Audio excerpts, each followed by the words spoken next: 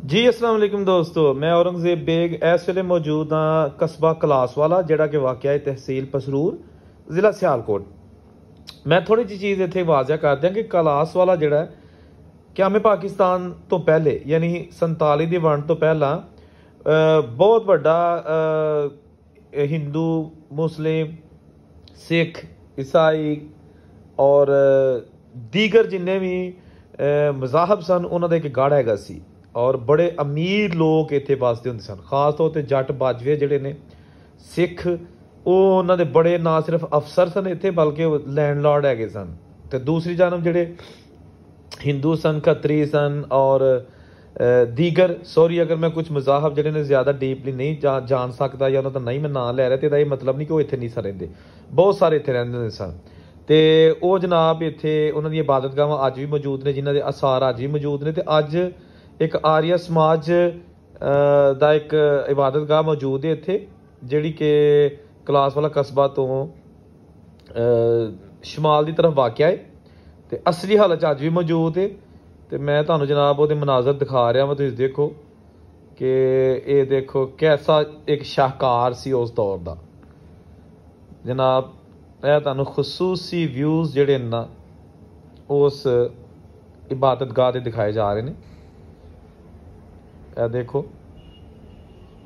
अंदर चलने अंदर जाके ते जनाब है देखो तुसी अंदर दे मनाजर तुहानूं हुण मैं दिखा रहा, तुसी वेखी जाओ अंदर दे मनाजर क्या चीज़ां बनाईयां गईयां सन कई सौ साल पहले। और फिर पार्टीशन हो गई, दो मुल्क बन गए, पंजाब लहिंदा पंजाब चढ़दा पंजाब, जम्मू दे विच भी लाइन लग गई, इस तो इलावा राजस्थान वाली साइड ते भी लाइन लग गई।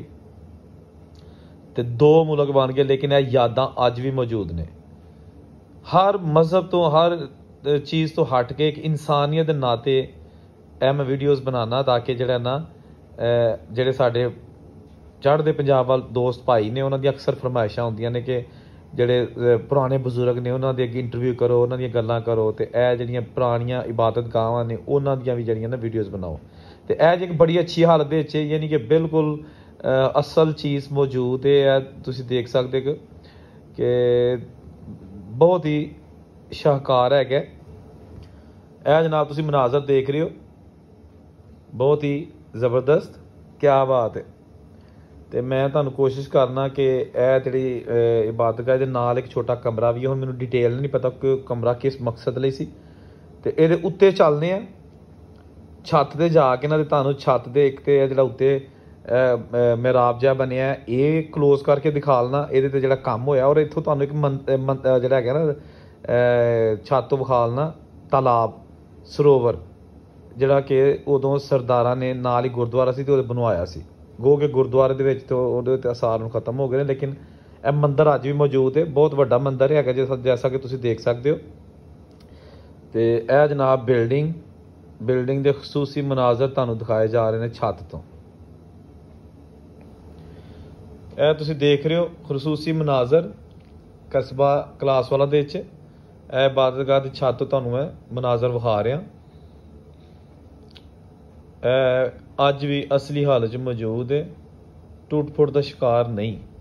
गो कि उत्थे हुण इस मजहब के लोग इस कस्बे च नहीं, जिहदी वजह नाल इत्थे इबादत कोई नहीं करता। वरना पाकिस्तान दे विच हर मजहब का जिहड़ा ना इबादतगाह उन्होंने इबादत की पूरी इजाजत है।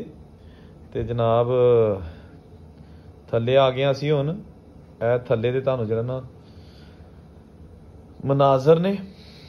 तो दोस्तों मैं हमेशा कोशिश करना तुहानूं कोई ना कोई अच्छी वीडियो विखा ला अपने वंड तो पहला वंड तो बाद दी। तो यह भी वो सिलसिले च कड़ी सी जिहड़ी तुहानूं मैं विखाली है। उम्मीद है तुहानूं ये वीडियो अच्छी लगी होएगी। मैं होर भी बड़ियां क्लास वाले दियां वीडियो बनाईयां ने, पुराने समाधियां सरोवर पुराने बाजार इस कस्बे दे और इहदियां हिस्टरी पुराना स्कूल एक इत्थों क्लास वाले का जिहड़ा कि क़याम पाकिस्तान तो पहले तो बनया है। तो वो सारियां चीज़ां तुसीं वेखण वास्ते मीडिया टाइम नूं सबसक्राइब कर लो। रब रखा।